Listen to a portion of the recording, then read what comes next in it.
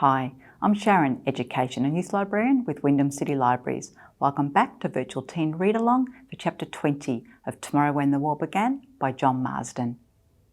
The group of 4 spies, this time Ali, Homer, Fee and Lee, go out to check out the highway. If Homer and the others can cripple the bridge, they'll be able to slow the soldiers' advance. Let's read Chapter 20.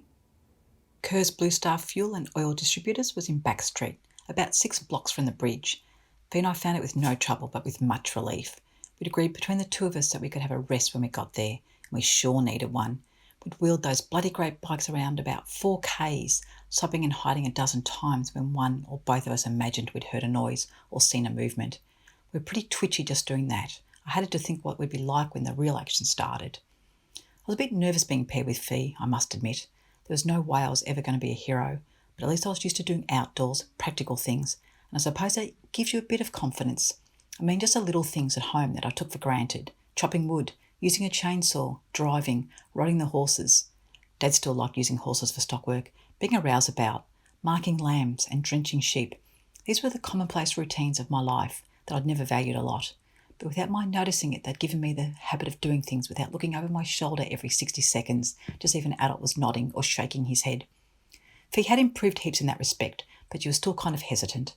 I admired her courage in taking on the job Homer had given her, because I guess true courage is when you're really scared, but you still do it. I was really scared, but Fee was really, really scared. I did just hope that when the chips were down, she wouldn't stand there frozen with fear. We didn't want frozen chips. Ha ha. Once we'd hidden the bikes, we set off for calls. I tried to put into practice the lessons I'd learned from computer games. My favourite game was catalogue, and I'd found the only way I could get to level 10 was to keep my head. When I got angry or overconfident or adventurous, I got wiped out, even by the most simple and obvious little monsters. To get the best scores, I had to stay smart, think, be alert, and go cautiously. So we crept along, block by block, checking round every corner as we came to it. The only time we spoke was when I said to Fee, "This is the way we'll have to do it on the way back with the tanker." She just nodded. The only time my concentration wavered was when I got caught myself wondering if I'd ever get to play computer games again. As far as we could see, it was all quiet on the Kerr's front. There were big wire gates, locked with a chain and padlock, and a high wire fence all the way around the depot. But we were prepared for that with the wire cutters. We brought bolt cutters as well, but they were no match for the gate. The chain was just too big. Plan B was to use a truck to break them through the gate. We took a smoko for 20 minutes. We sat behind a tree opposite the depot, catching our breath back, while Fee tried to call Homer and Lee on the walkie-talkie. Just as we were about to abandon the attempt and go for the tanker, we heard Homer's hoarse whisper coming from the receiver. "Yes, we can hear you, Fee. Over." It was somehow vastly exciting and a wild relief to hear his voice. Fee's eyes glistened. "How's Lee?" "Fine." "Where are you?" "Over." "Where we said we'd be." "How about you?" "Over." "Yes, the same. We're about to try to get in. It looks okay. They've got plenty of what we want." "Over." "Okay, good. Call us back when we're in business." "Over." "Bye," Fee whispered. "Love you." There was a pause, then the answer, "Yeah, I love you too, Fee." For Homer to say that to anyone was pretty good. For him to say it with Lee and me listening was amazing. We switched the walkie-talkie off and moved cautiously over to the fence of the depot. There were big security lights along the wire fence, but the power seemed to be switched off to this part of town. I hoped that meant that any burglar alarms would be inoperative too. I took a deep breath and made the first cut.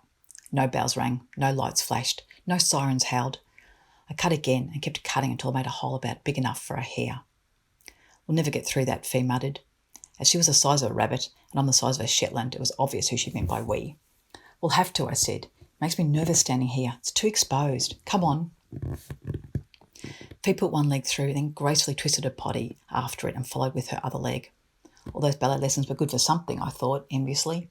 It was obvious that the hole had to be bigger, so I cut some more, but even when I did get through, I ripped my t-shirt and scratched my leg. We scurried across the yard to where the trucks were parked. I tried the doors of a couple, but they were locked. We went over to the office and peered through the grimy window. On the opposite wall was a board hung with keys. "That's our target," I said, and turned and found a rock, picked it up and come back to the window. "Wait," Fee said. "What?" "Can I do it? I've just always wanted to break a window." "You should have joined Homer's Greek roulette gang," I said, but I handed over the rock. She giggled and drew back her arm and smashed the rock hard into the window, then jumped back as glass showered us both. It took us a few minutes to shake it out of our clothes and hair. Then I leaned in and opened the door from the inside. The keys were neatly marked with the registration numbers of the trucks, so we took a handful and went back to the yard. Chose the oldest, dirtiest semi-trailer because the newer, smarter one seemed to shine too much in the moonlight. It was a flat-fronted International Arco. The first thing we did was to go back to the back of the trailer and climb up the thin steel ladder to the top, walking along the curved surface to inspect the storage compartments. It turned out that there were 4 lids, spaced at equal intervals along the top. I twisted one of the lids and took it off. It was much like the lids of the milk cans that we still had in our old dairy. It'd come away easily, even though it was quite heavy. I tried to see if there were any petrol inside, but it was impossible to tell. I searched my memory. When the truck came to our place each month, what was it the driver did? "Hold this," I whispered urgently to Fee, giving her the lid, then shining down the ladder. Sure enough, I found what I was looking for, the dipstick on a bracket on the back of the trailer. I pulled it off and hurried back up the ladder. I dipped the tank that we'd opened. It was too dark to get a reading, but the glint of wetness in the moonlight showed there was plenty of fuel in it. We replaced the lid and checked the other 3. 2 of them were full. We didn't need to dip them. The last one was nearly empty, but it didn't matter. We had enough to cause a bigger explosion than Krakata. We screwed the lids back on and hurried down the ladder. I went round to the driver's door, unlocked it, got in and opened the passenger door for Fee, then began inspecting the controls. It looked okay, but when I switched on the ignition, a continuous beep began sounding. A red warning brake light started flashing. I waited for it to go off, but it didn't. "There's something wrong with the brakes," I said to Fee. "We'd better try another one." We spent 10 minutes going along the row of trucks, trying each one, but always with the same result. I began to regret the time spent on our rest break. We might end up getting to the bridge too late. "It's no good," I said at last. "We'll just have to take the first one and risk it with no brakes. I'll use the gears as much as I can." We jumped back into the Echo and started the engine, which throbbed into immediate life. To my astonishment, the warning beep and the flashing lights stopped within seconds. "Air brakes," I said to Fee, annoyed with myself for not having thought of it earlier. "They have to build up pressure or something. I've never driven anything with air brakes before." I had more trouble finding first, having to pump the clutch a few times to get it. I was sweating heavily and Fee was trembling. The engine sounded so loud in the quiet night air. Then I eased the clutch out. The prime mover jerked, took up the strain of the trailer and crept forward. I brought it well out into the yard, clear of the other vehicles, so I had plenty of room to make my turn. Then I swung it round and aimed at the gates. It was really quite frightening to crash a vehicle directly and deliberately into something. At the last moment, my nerve failed me and I slowed right down, bumping too gently into the gate to do any damage. I was really annoyed with myself. With my typical arrogance, I'd been worried about Fee's nerves, but I should have been more worried about my own.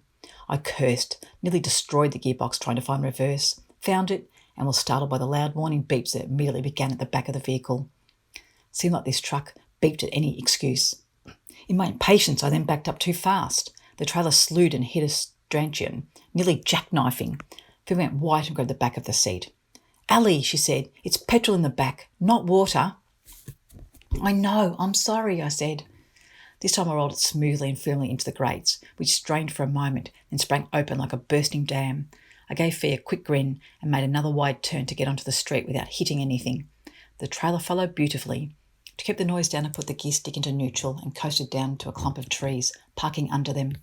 Fee was already trying to call the boys on the walkie-talkie, but there was too much interference from the truck engine. "I'll go down to the corner and check if that's clear," she said, "and call them from there." "Okay." She slipped out of the cab and set off for the corner. I watched her through the windscreen.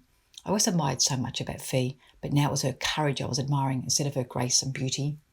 She looked like a breeze would blow her over, but here she was going alone through the deserted streets of a town in a war zone. Not many people would do it, still fewer people who'd had the sheltered life she'd had. I saw her get to the corner, take a long, careful look in each direction, give me a thumbs up, and then start talking into her transmitter. After a few minutes, she waved me forward. I hit reverse again, but then found first and rolled the truck down to pick her up. "Did you get through?" "Yes, they're fine. A couple of patrols have been passed, but no convoys." "Oh, Ali," she said, suddenly turning to me. "Do you really think we can do this?" I tried to give her a confident grin. "I don't know, Fee. I think maybe we can. I hope we can." She nodded and faced forward again. We drove towards the next corner.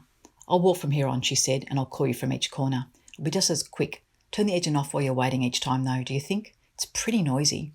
"Okay." We made 2 blocks that way, but at the next I saw her take one look down the street to the right and then draw back and come sprinting towards me. I jumped down from the truck and ran to meet her. She gasped just one word, "Patrol!" and together we went over a low fence into someone's front garden. There was a huge old gum tree right in front of us. I was so nervous it seemed to be the only thing I could see. My eyes and mind focused entirely on it. Nothing else existed for me at that moment. I climbed it like a possum, scratching my hands but not feeling any pain. Fee followed. I got about 3 metres up before I heard voices from the corner, which slowed me down, made me quieter, more cautious. I inched out along a branch to take a look. I didn't know if getting up here had been a mistake or not. I remember Dad, one day, when he put a big ugly patch on a hole in the eaves that possums had made, saying, "The human eye doesn't look above its own height."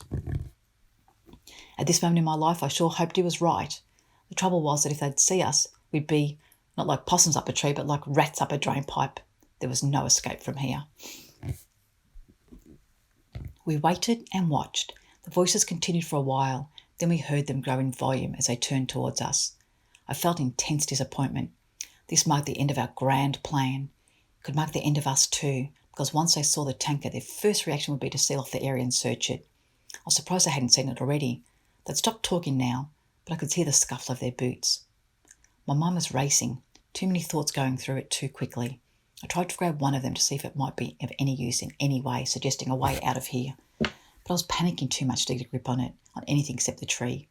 Fee, I slowly realised from the steady pain in my left leg, was gripping onto me as though she were a possum on an insecure branch.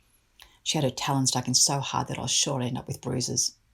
I saw a movement now, through the foliage, and a couple of moments later the soldiers slowly come into view. There were 5 of them. 3 men and 2 women.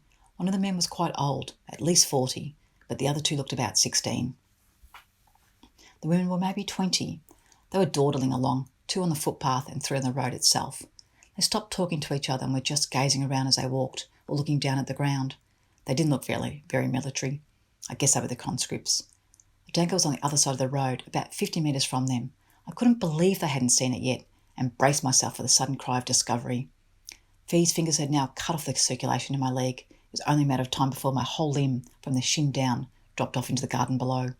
I wondered how the soldiers would react if they heard it drop, and almost had an hysterical giggle. The patrol kept walking. And they kept walking. They went right on past the truck as though it didn't exist.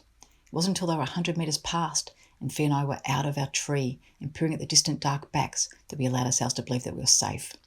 We looked at each other in surprise and relief. I was so happy that I didn't even mention the bruises on my leg. I shook my head. They must have just thought it was another parked vehicle, I said. I guess they hadn't been along this particular street before, Fee said. I'd better call Homer. She did so, and I heard his soft reply quite quickly. We've been held up for a bit, Fee said. Ellie wanted to climb a tree.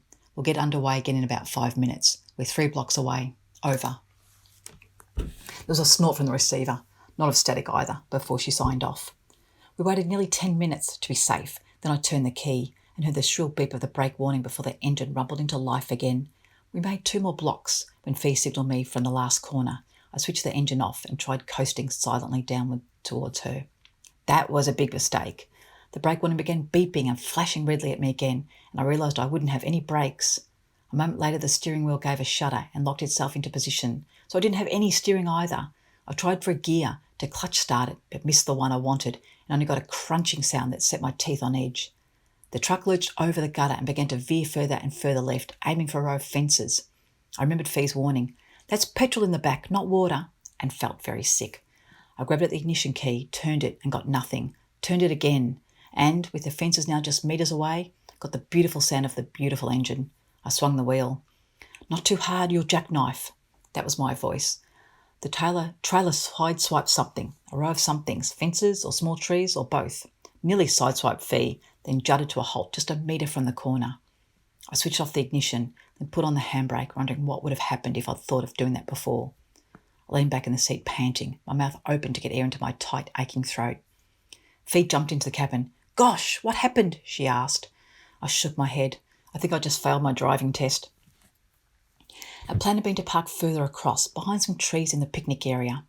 I didn't know whether to do that, which meant taking the noisy risk of starting the engine again, or to stay where we were, out on the open side of the street. Finally, we decided to move. Fee slipped across to where she had a view of the bridge and waited until all the sentries were at the far end. It was 20 minutes before that happened. Then she signalled to me and I moved the truck into the dark shadows of the trees. We contacted the boys by radio and made our preparations.